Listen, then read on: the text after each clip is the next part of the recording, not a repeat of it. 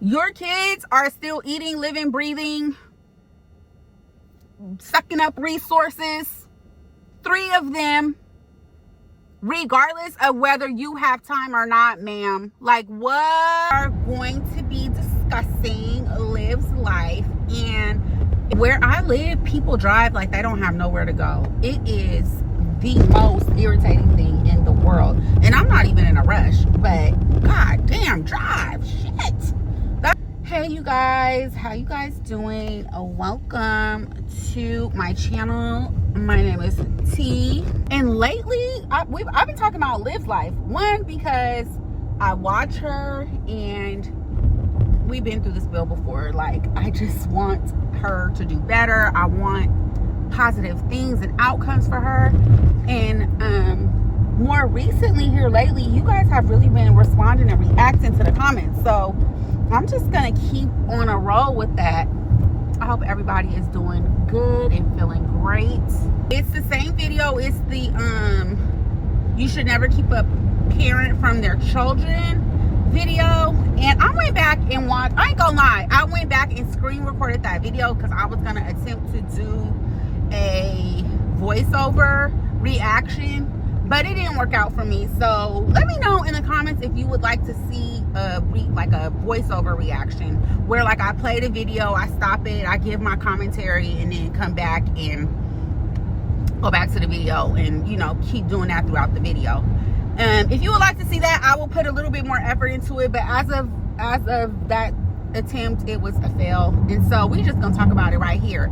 So in that video, she was obviously talking about how Gerard is keeping the kids from her and she just doesn't understand why, and yada yada yada yada. But that is not the part of the video I want to discuss. The part of the video I want to discuss is how the toddler AJ was behaving and her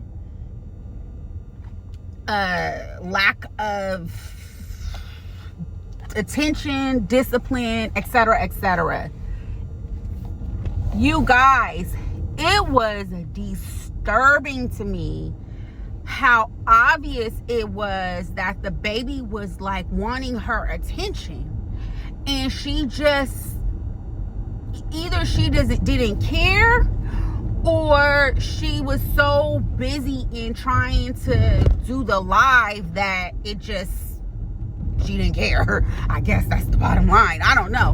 And then at one point he threw like a hard toy at her camera or phone, and she just breezed right on past it.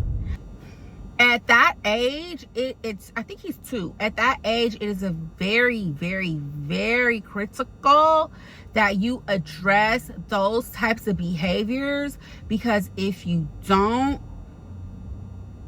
it just gets worse. And at the age of 2, even though he does a behavior that's unacceptable and you address it, he may or may not do it again. Like, I know, like with my kids, whenever at that age, whenever they did a behavior, it may take me 2 or 3 times to get across to them that that was unacceptable behavior, but eventually they got it.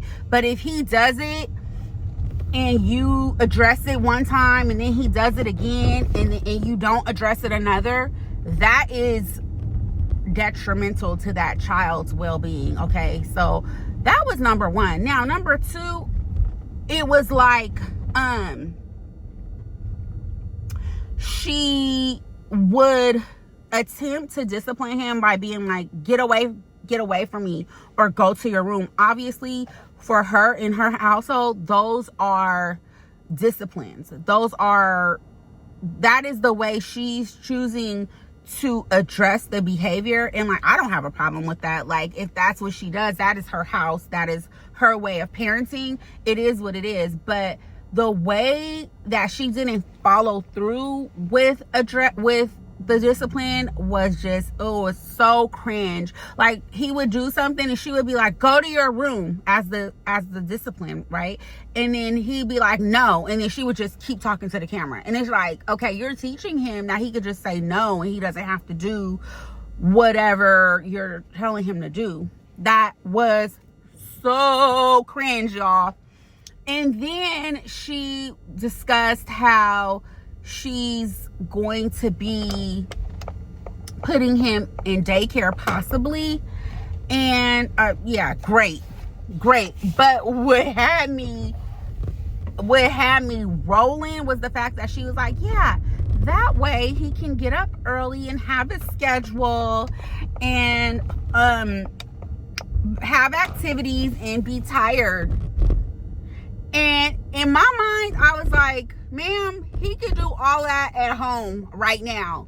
You just have to implement those things. He doesn't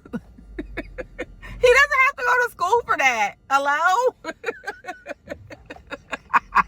That had me cracking up, y'all. So yeah, that was crazy. What else? She was like, well, it was one more thing I wanted to say about. Oh, she said, I guess someone in her comments recognized her as a okay, y'all, it was gentle parenting, which is not a parenting style. I think it's more of like a sub type of parenting. And one of her commenters or people in her chat mentioned that she was gentle parenting, and she was like, yeah, da da da da.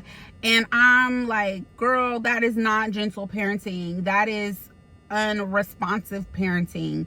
That is disconnected parenting. Like what I saw on that particular live, that's the type of parenting she was doing. I am a gentle parent. Like I haven't always been a gentle parent for like the first part of my kid's life. I was a authoritative parent, and then I kind of started to see how other people around me were parenting. Like, you know, moms in my class that I was like volunteering in, and like just like people around me, like where I lived. Like a backstory, if y'all care. I grew up in a urban city, San Francisco, and I grew up with an authoritative mother whose roots were grounded in Texas. My dad's roots were grounded in Arkansas. And so you can imagine the type of thumb I came up under. And so of course that is what I had instilled in me. But when I got married and started having kids, I moved to the burbs, and I made mom friends, and I started to see how they were parenting, and I took inspiration from that, because I was like, oh wow, like she's so patient, she's so gentle, she's so like, oh, I see that her kid, sometimes the responses from the kids will be wild, and I would be like, I could never. And then sometimes the responses from the kids would be, you know, something that I wanted for my kids. So I slowly started to like change up my style of parenting. And then as my kids got older, I did become more of a gentle parent, especially like in their teenage years, because ooh child, that's a whole nother story for another day. So I was like, girl, that's not gentle parenting. That is neglectful parenting. The baby went up he was climbing up the wall, and her whole picture fell down. I'm like, thank God that didn't hit that baby in his head. Like, thank God it wasn't like a heavy picture. It was like a canvas photo, so like it wouldn't have done too much damage. But like, just imagine, and you just sitting here talking to the camera. I'm like, oh my God, Olivia, like the more I try to root for you, and like the more you just piss in the cornflakes, girl, like for real. So okay, that happened, and then she was of course talking about Gerard and how he whatever. It was her being like, he wants to put me in jail. What can I do for you from jail? And I want her to realize that man does not want to see you in jail because of spite, because of hate. He just wants his child support. In the video, she kind of like tripped on her words and said, I'll give you money when you give me time, or something like that. Basically, she was saying, I'm not giving you money because you're not giving me time. And that right there was some straight deadbeat verbiage, because your kids are still eating, living, breathing, sucking up resources, 3 of them, regardless of whether you have time or not, ma'am. Like, what?